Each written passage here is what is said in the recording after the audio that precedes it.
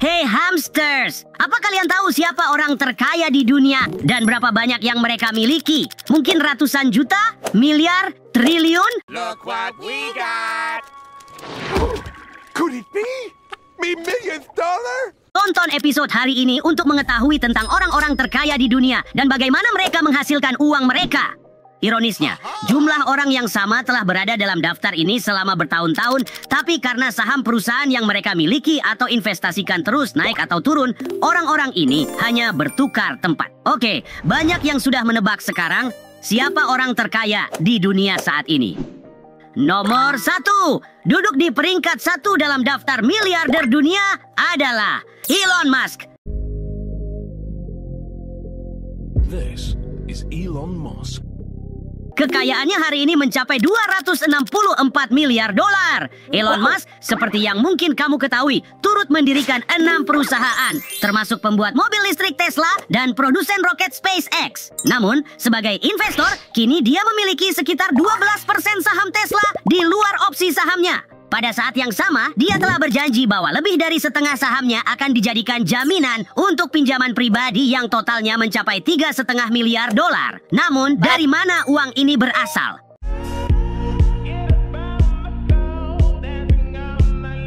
Musk memulai karirnya sebagai salah satu pendiri Zip2 bersama saudaranya, sebuah perusahaan yang dijual seharga 307 juta dolar pada tahun 1999, membuatnya meraih 22 juta dolar. Things were pretty tough in the early going.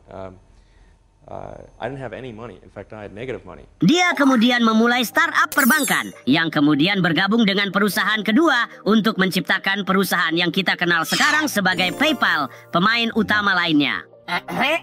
Sekarang sebagian besar kekayaan bersihnya terdiri dari kepemilikan di perusahaannya sendiri, Tesla dan SpaceX. Namun dia juga cukup terbuka tentang investasi mata uang kripto, yang termasuk favorit pribadinya Dogecoin, serta Bitcoin dan Ethereum. Dogecoin is my sort of favorite cryptocurrency because it has the best humor and has dogs. In general, I'm a supporter of Bitcoin and the idea of cryptocurrency in general. Mengikuti jejaknya, sudah ada banyak. Melihat pengaruh yang dimiliki oleh Elon Musk, pertimbangkan bahwa sebuah tweet yang diposting pada pukul 12.48 siang pada tanggal 7 Agustus 2018 yang menyatakan sedang mempertimbangkan untuk membuat Tesla menjadi perusahaan tertutup dengan harga $420. Pendanaan terjamin membuat harga saham Tesla naik sebesar $8 per saham. Dan reaksi semacam ini terjadi setiap kali Musk men-tweet tentang kripto baru yang disukainya. Ya, bahkan postingan singkat di X tentang investasinya cukup untuk mempengaruhi banyak orang dan membuat kegaduhan dan menghasilkan uang.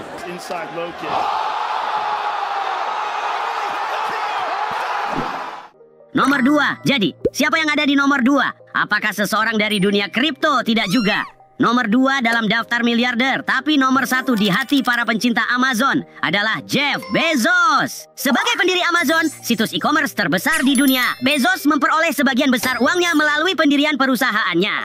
Fakta menarik, 20 investor pertama perusahaan tersebut yang dengan investasi $50.000 mendapat 1% saham, berakhir dengan kekayaan sebesar $3,5 miliar.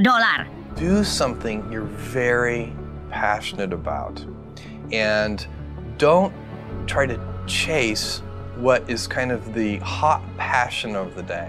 Sekarang pengusaha tersebut memiliki hampir 1 miliar saham, ya 90, yang mendekati 10% dari seluruh perusahaan. Ini berarti bahwa seperti Musk, sebagian besar portofolionya adalah perusahaannya sendiri. Dan saat ini keseluruhan kekayaannya diperkirakan mencapai 207 miliar dolar. Namun, Bezos juga memiliki banyak investasi tradisional lainnya, termasuk real estate, perusahaan transportasi Uber, dan Workday, alat yang menyediakan layanan sumber daya manusia di cloud. Meskipun jauh lebih besar daripada investor rata-rata, strateginya konsisten dengan apa yang diberitahukan oleh penasihat terdiversifikasi. In their prominent, I'd rather invest in Elon Musk or Jeff Bezos. Here's the answer. Both.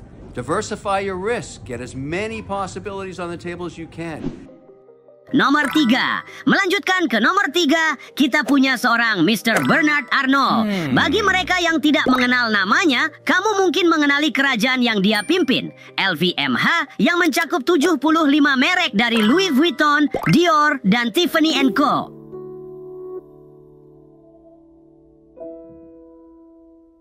sebuah kerajaan yang diperkirakan menghasilkan lebih dari 80 miliar dolar dalam pendapatan tahunan. Tapi bagaimana dia bisa sampai di sana? Arnold menjadikannya misi untuk mengalahkan LVMH, menghabiskan sebanyak, kamu siap, 2,6 miliar dolar untuk membeli saham, sehingga menjadi pemegang saham terbesar di perusahaan ini.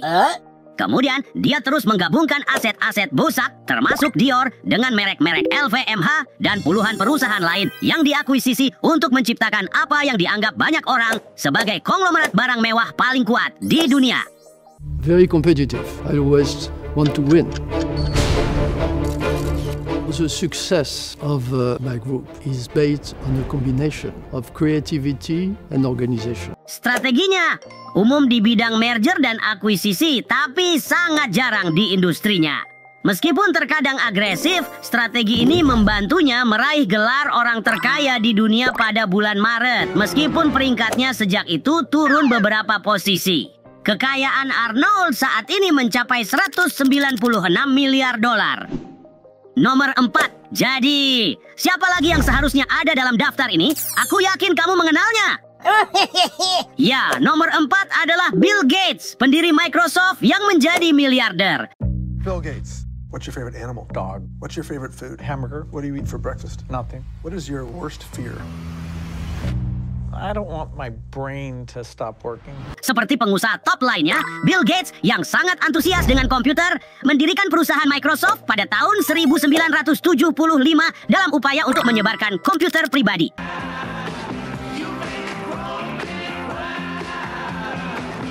Melompat ke bulan Maret 2020, ketika Bill Gates mundur dari Dewan Microsoft, dia masih memegang 1,3% dari saham perusahaannya. Perusahaan yang pendapatannya diperkirakan lebih dari 143 miliar dolar. Tapi, bagaimana dengan sisa portofolionya? Dia terus menumbuhkan kekayaannya dengan mendiversifikasi kekayaannya dari perusahaan perangkat lunak Microsoft ke puluhan kepemilikan, termasuk perusahaan pembuangan limbah Republic Services, produsen traktor Deere & Co, Canadian National Railway, dengan kepemilikan terbesar hingga tahun 2024, dan usaha teman lamanya, Berkshire Hathaway, dan Bloomberg Billionaire Index menempatkan kekayaan Gates di angka 160 miliar dolar.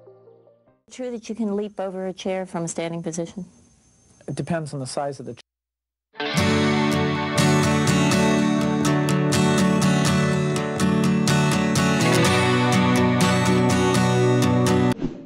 Nomor 5. Jadi para hamster, apakah kalian sudah menebak siapa yang akan kita bahas terakhir dalam episode ini? Investor paling terkenal sepanjang masa, dia adalah orang di balik Berkshire Hathaway, Warren Buffett.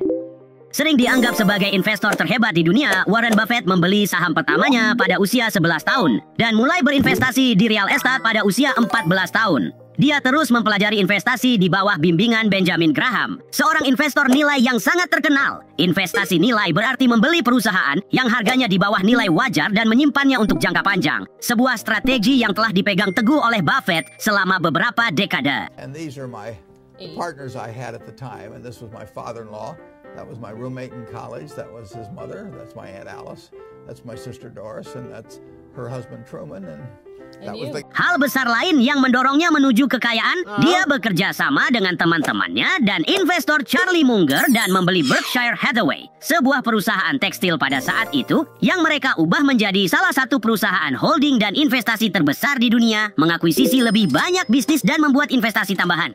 Jadi, meskipun Bloomberg mungkin menempatkan Buffett di urutan 10 saat ini dengan kekayaan 140 miliar dolar, dia sangat sering berada di puncak daftar dan keahliannya sebagai seorang investor tidak bisa diabaikan. My real vocational goal was to be a mattress tester.